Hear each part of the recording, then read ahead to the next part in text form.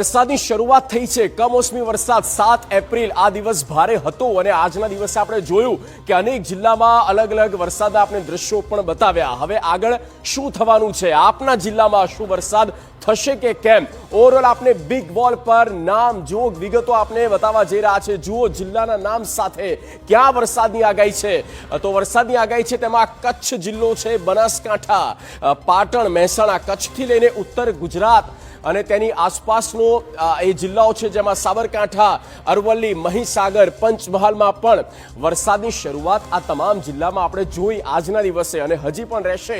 ત્યારબાદ પૂર્વની વાત કરીએ તો દાહોદ છે, મધ્યમાં વડોદરા છે, છોટાઉદેપુર છે, દક્ષિણમાં નર્મદા છે, ભરૂચ છે, આ એ જિલ્લાઓ છે દક્ષિણ ગુજરાત સુધી। એટલે માની લો કે ઓવરઓલ આખા ગુજરાતમાં જુઓ, સૌરાષ્ટ્રમાં પણ અહીંયા વરસાદની સ્થિતિ છે। દેવભૂમિ, દ્વારકા, જામનગર, મોરબી, સુરેન્દ્રનગર, રાજકોટ અહીંયા પણ વરસાદ થઈ શકે આ આગાહી હવામાન વિભાગ દ્વારા આપવામાં આવી છે।